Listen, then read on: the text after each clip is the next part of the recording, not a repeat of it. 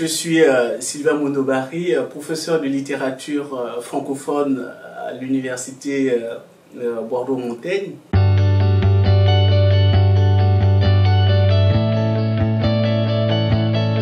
Je suis spécialiste des littératures coloniales et des littératures dites post-coloniales francophones. J'ai commencé ma carrière en Allemagne à l'université de Bayreuth, où j'ai obtenu un master en littérature allemande et en littérature générale et comparée.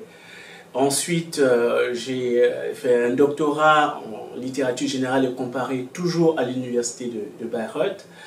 Et j'ai terminé par une habilitation à diriger les recherches à l'université de la Sarre, toujours en Allemagne. J'ai commencé mes premières recherches dans le domaine de la littérature coloniale. J'ai ainsi travaillé sur Le Grand Blanc de Lambaréné, donc Albert Schweitzer.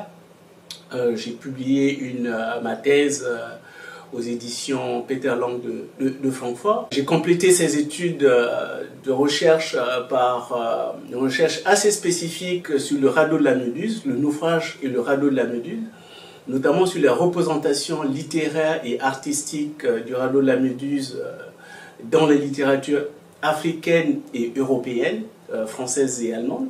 J'ai poursuivi cette recherche sur des questions de mémoire coloniale, mais aussi du débat sur la guerre des mémoires.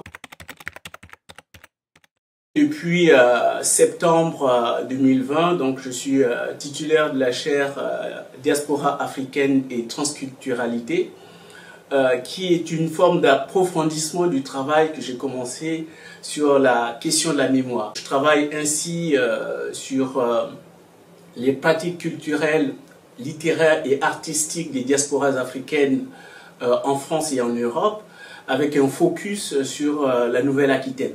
Je cherche surtout à mettre en évidence les trajectoires des artistes dits afropéens, c'est-à-dire nés en France ou en Europe d'une manière générale, pour les distinguer avec ce qu'on peut appeler des artistes et des écrivains migrants. Je travaille ainsi sur les pratiques culturelles, littéraires et artistiques des diasporas africaines en France et en Europe, avec un focus sur la Nouvelle-Aquitaine. Je cherche surtout à mettre en évidence les trajectoires des artistes dits afropéens, c'est-à-dire nés en France ou en Europe d'une manière générale, pour les distinguer avec ce qu'on peut appeler des artistes et des écrivains migrants. Mon travail est focalisé sur un groupe bien précis, celui des Afropéens. Il s'agit non seulement de les distinguer des autres migrants, mais surtout de regarder comment se construit une identité afropéenne à travers des pratiques littéraires, à travers des pratiques artistiques, mais aussi à travers l'occupation de l'espace public. C'est autour de ces grandes questions de mémoire, bien sûr, mémoire coloniale, mais aussi mémoire postcoloniale, sur les trajectoires des Afropéens et sur les questions de diaspora, de représentation des diasporas dans la littérature et les arts d'une manière générale.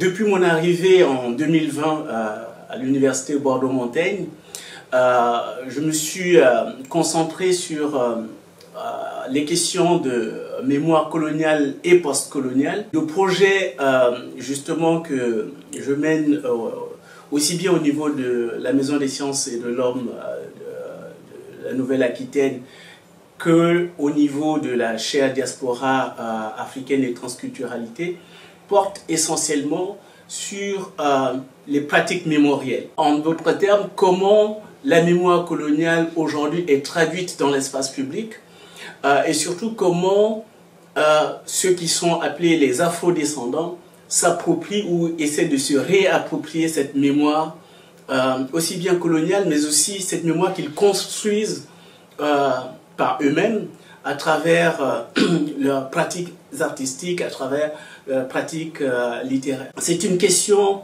qui, on pourrait dire, est un peu à la mode, mais en même temps, on se rend compte qu'elle n'est pas vraiment, en tout cas d'un point de vue de la recherche scientifique, qu'elle n'est pas vraiment au centre de nos recherches. Il s'agit justement de remettre cette question qui est à la fois débattue dans l'espace public, mais aussi source ou inspiration de travaux de recherche, de la remettre au centre du travail de chercheur, au centre du travail scientifique. C'est donc sur cette question de la diaspora, mais avec un focus vraiment particulier sur la mémoire coloniale, la mémoire postcoloniale, les constructions mémorielles de ces diasporas que je travaille depuis 2020.